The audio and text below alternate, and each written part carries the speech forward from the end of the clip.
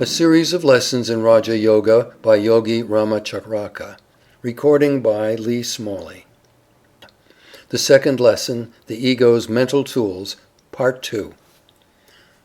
Mental Drill. Place yourself in a calm, restful condition that you may be able to meditate upon the matters that we shall place before you for consideration. Allow the matters presented to meet with a hospitable reception from you, and hold a mental attitude of willingness to receive what may be waiting for you in the higher regions of your mind. We wish to call your attention to several mental impressions or conditions, one after another, in order that you may realize that they are merely something incident to you, and not you yourself, that you may set them aside and consider them just as you might anything that you have been using. You cannot set the I aside and so consider it, but the various forms of the not I may be so set aside and considered. In the first lesson, you gained the perception of the I as independent from the body, the latter merely being an instrument for use. You have now arrived at the stage when the I appears to you to be a mental creature, a bundle of thoughts, feelings, moods, etc. But you must go farther. You must be able to distinguish the I from these mental conditions, which are as much tools as is the body and its parts. Let us begin by considering the thoughts more closely connected with the body, and then move up to the higher mental states.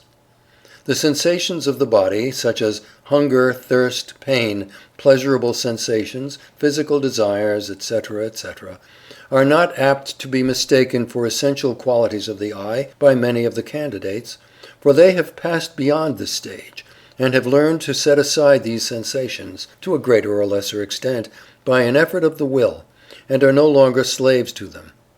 Not that they do not experience these sensations, but they have grown to regard them as incidents of the physical life, good in their place, but useful to the advanced man only when he has mastered them to the extent that he no longer regards them as close to the I.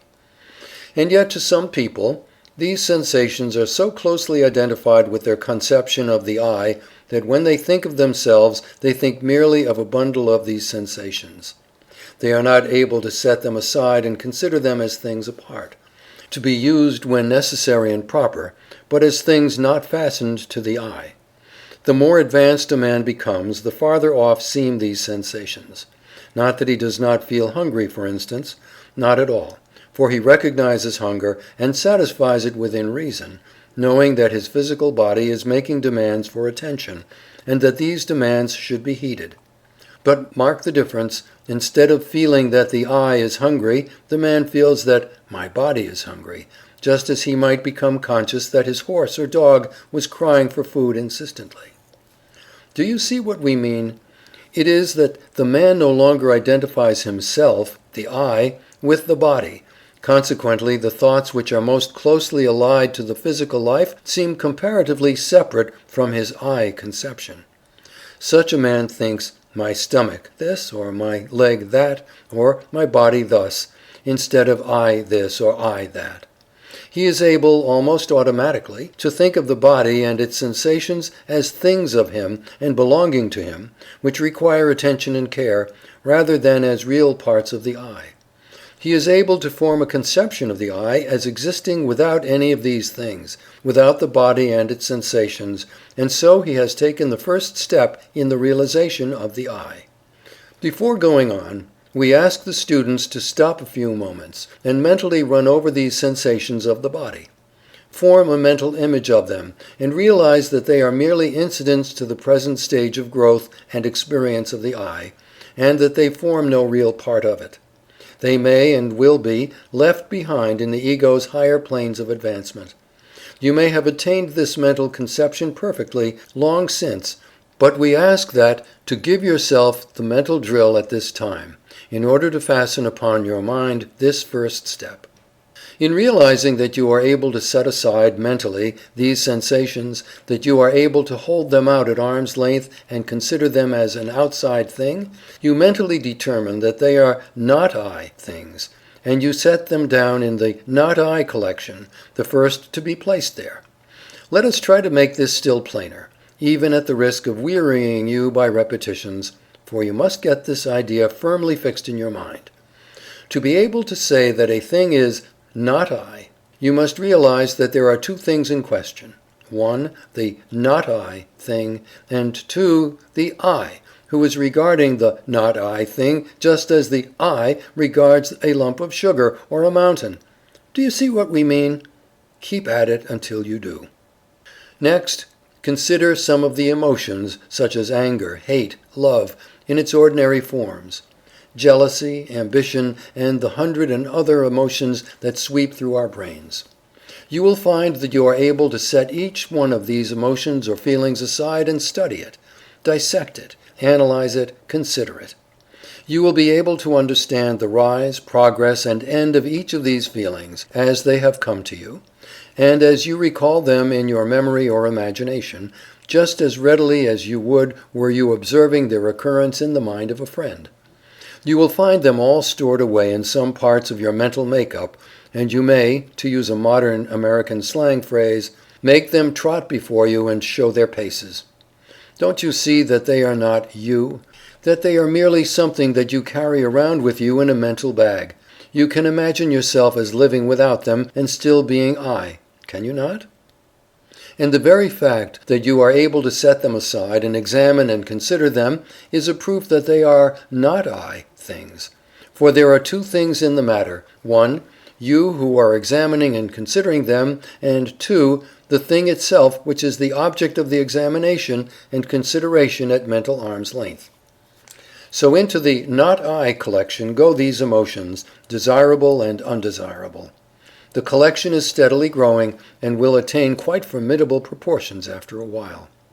Now, do not imagine that this is a lesson designed to teach you how to discard these emotions, although if it enables you to get rid of the undesirable ones, so much the better. This is not our object, for we bid you place the desirable, at this time, ones in with the opposite kind, the idea being to bring you to a realization that I is higher, above and independent of these mental somethings, and then when you have realized the nature of the I, you may return and use, as a master, the things that have been using you as a slave. So do not be afraid to throw these emotions, good and bad, into the not I collection. You may go back to them and use the good ones after the mental drill is over. No matter how much you may think that you are bound by any of these emotions, you will realize by careful analysis that it is of the not I kind, for the I existed before the emotion came into active play, and it will live long after the emotion has faded away. The principal proof is that you are able to hold it out at arm's length and examine it, a proof that it is not I. Run through the entire list of your feelings, emotions, moods, and whatnot, just as you would those of a well-known friend or relative, and you will see that each one, every one, is a not I thing, and you will lay it aside for the time, for the purpose of the scientific experiment at least. Then, passing on to the intellect, you will be able to hold out for examination each mental process and principle. You don't believe it, you may say. Then read and study some good work on psychology, and you will learn to dissect and analyze every intellectual process, and to classify it and place it in the proper pigeonhole. Study psychology by means of some good textbook, and you will find that one by one every intellectual process is classified, and talked about and labeled, just as you would a collection of flowers. If that does not satisfy you, turn the leaves of some work on logic, and you will admit that you may hold these intellectual processes at arm's length, and examine them, and talk about them to others. So that these wonderful tools of man, the intellectual powers, may be placed in the not I collection, for the I is capable of standing aside and viewing them. It is able to detach them from itself. The most remarkable thing about this is that in admitting this fact, you realize that the I is using these very intellectual faculties to pass upon themselves.